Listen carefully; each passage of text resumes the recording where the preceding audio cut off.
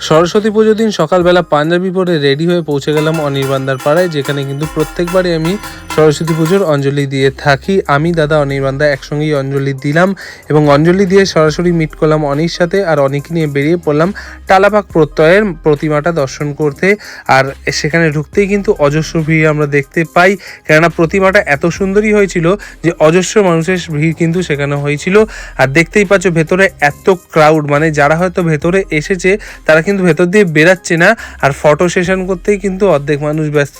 আমরাও কম ছিলাম না, আমরাও কিন্তু অনেক ফটো সেশন করেছি, যেগুলো তোমরা আমাদের ইনস্টাগ্রামে দেখতে পাবে। সেখান থেকে বেরিয়ে পৌঁছে গেলাম আহিরিটোলার ঘাটে, যেখানে কিন্তু আমি, আমার দাদা এবং দাদার বন্ধুরা সবাই এসেছিল। সেখানে ফটো সেশন হচ্ছিল, আর ফটো সেশন যাদের হচ্ছিল আমাদের কাজটা ছিল এইটা, যে হেলমেট ক্যারি করা, ব্যাগ ক্যারি করা। সেখান থেকে বেরিয়ে কিন্তু আমরা সবাই পৌঁছে গেলাম করিমসে, কেননা সারাদিন ঘোরার পরে আমাদের কিন্তু অনেকটাই খিদা পেয়ে গেছিলো, টায়ার্ডও ছিলাম, তাই সবাই মিলে পৌঁছে গেলাম কিন্তু করিমসে।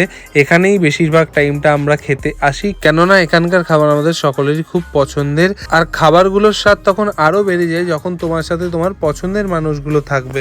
সব থেকে বড় কথা, সারাদিন সবাই মিলে একসঙ্গে সময় কাটালাম, খুব ভালো একটা দিন আমরা উপভোগ করলাম। শেষে গিয়ে সবাই মিলে একসঙ্গে লাঞ্চ করলাম।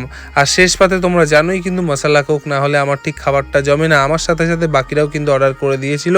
অনি কিন্তু এখানে নিয়ে নিয়েছিল ব্লু লেগুন, বাকিটা সবাই শেয়ার করে গেছি। শেষ পাতে ফিরনি দিয়ে ফিনিশ করলাম, আর আমার ব্লগটাও এখানে এন্ড করলাম। ভালো লাগে অবশ্যই একটা লাইক করে কমেন্ট করে জানিও তোমাদের সরস্বতী পুজো কেমন কেটেছে। টাটা।